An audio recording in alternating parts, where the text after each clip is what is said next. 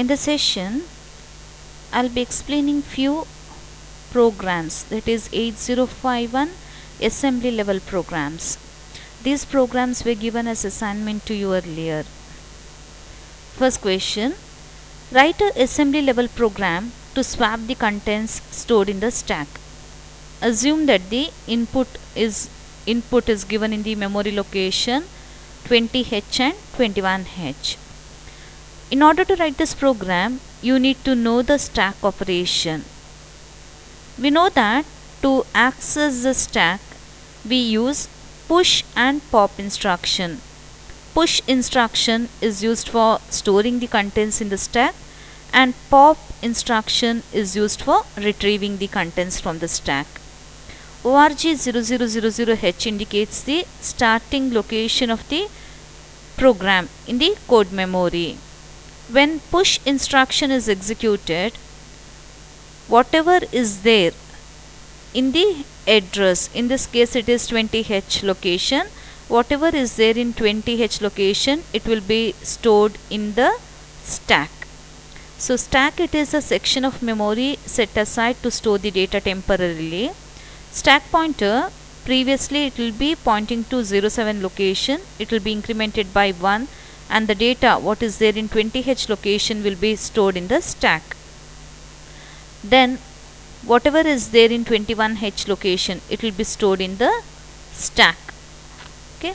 Then pop 20H. So now let me assume that in 20H location you have 10 and in 21H you have 20. So in 20H 10 is stored, 21H 20 is stored. Okay, when this instruction pop 20H is executed, what is there in the top of the stack, that is 20, it will be stored in 20H location, and whatever is there in the next location, that will be stored in 21H. Okay, so that is how the contents get swapped. Whenever you are asked to use the instructions that is meant for stack operation, you have to use push and pop instruction. You cannot use move and exchange in this case. The next program, write a assembly level program to find the square of a number using subroutine. Assume data is stored in 10H location and the result is stored in 15H location. Similar program you have written earlier, but the difference is that here you are asked to write the program using subroutine. Subroutine, it reduces the complexity of the program. Subroutine, it is a small program which can be used in the main program whenever required. In order to call or use the subroutine, you have to use call instruction.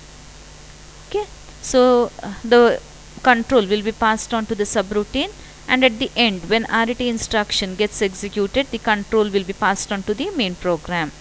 Let us look into the program. ORG0000H indicates the starting address of the program memory. Then here the input is stored in 10H location, move A, 10H. That means whatever data is there in 10H location, it will be moved to A register. Then the subroutine is called using call instruction, call square. So control will be passed on to the subroutine. Whatever value is there in A, that is moved to B. Mul AB. Let me say you have stored the data 5. So 5 into 5, that is 25 in decimal. It will be converted to hexa and it will be stored in A register. Then when RET instruction is executed, the control will be passed on to the main program, and the result which is there in A register will be stored in 15H location.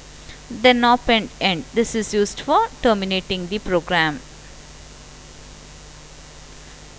Next program, write a assembly level program to add 8 BCD numbers stored in successive memory locations starting from 35H in internal RAM location and store the result in 50H. Here, according to the question, you need to store the data from 35H location onwards, and you are asked to store 8 BCD numbers. So when I say BCD number, that means here the data is stored in unpacked form or packed form, anything is fine, but let me assume that the data is stored in packed form. Okay, now totally 8 numbers to be added. So based on the logic of the program, the count value will be either 7 or 8. It depends upon the logic whichever you have used, and the result is stored in 50H location. Suppose the result exceeds 8 bits, then I have used one more location, that is 51H, in order to store the data. Okay, so here in order to, you know that in 8051 we are dealing with hexadecimal numbers. So 0 to 9 in hexadecimal is represented as 0 to 9. Then A to F, it is represented, then A to F, it has to be converted to BCD and then it has to be stored. In order to convert this hexadecimal number to BCD, we use DAA instruction, that is decimal adjust accumulator, and you need to remember that this instruction DAA can be used only after the addition instruction. Okay, so move R0, #35, it indicates the starting location where you have started storing the data. R1, it is loaded with the 07, indicating that totally 8 numbers are to be added. The first data is fetched, move A, at R0, then increment R0 by 1, so R0 becomes 36, and the data whatever is there in A as well as the 36 location, it will be added and it will be stored in the accumulator. Now you will be getting the result in hexadecimal. To convert this hexadecimal number to decimal, we are using DAA instruction.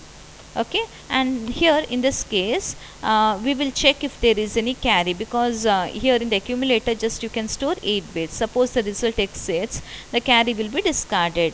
So you will be checking for carry, and I have used R3 register to hold the carry. Suppose a carry is encountered after each addition, then I will be incrementing the value of R3 by 1, else R3 will be not changed. So here no carry means repeat the procedure, else increment the value of R3 by 1. Then this loop will be executed totally 7 times, and whatever is there in A register, that is the lower byte of the result, will be stored in 50H location, and the carry, here in this case R3 register is used to hold the carry, that carry value will be loaded into 51H location. The next program, write a ALP to interface LED and control its switching. I have written 2 different programs for this. In this program, just I'll be turning on and turning off the LEDs.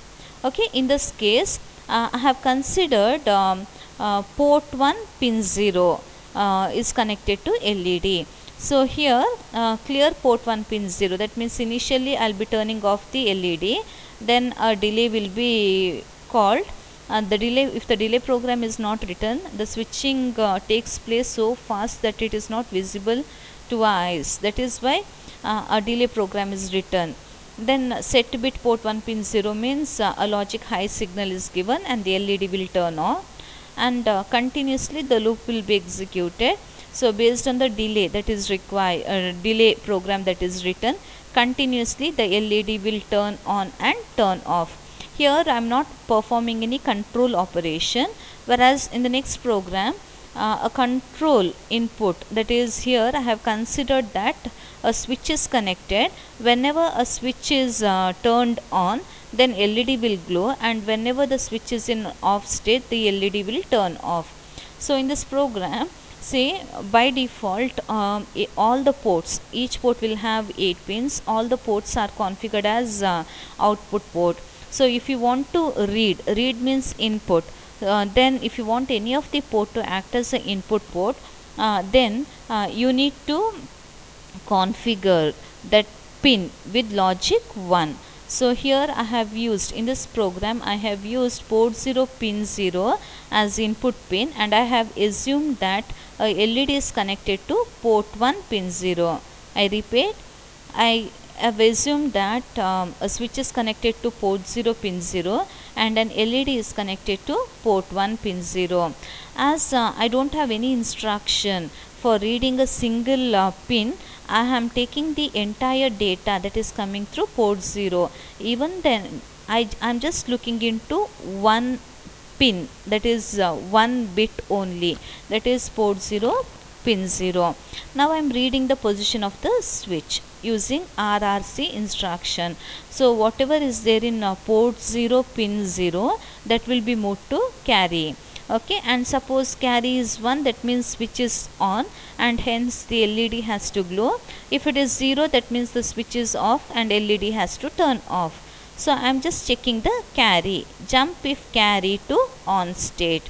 Suppose there is a carry, that indicates that the switch is on. So set bit port 1 pin 0. So the LED which is connected to port 1 pin 0, it gets enabled and it will turn on. Then continuously I am reading the position of the switch. Jump up. Once again, let me assume that the switch is in off state. That means when I rotate right with carry, 0 will be there in the carry flag bit. So in that case, clear port 1 pin 0. That means the LED is turned off. So here in this program, port 0 pin 0 is connected to the switch and port 1 pin 0 it is connected to LED. Okay, so when switch is in position 1 or on, LED will turn on, and when the switch is in position 0, LED will turn off. So next let me execute the programs and show the output.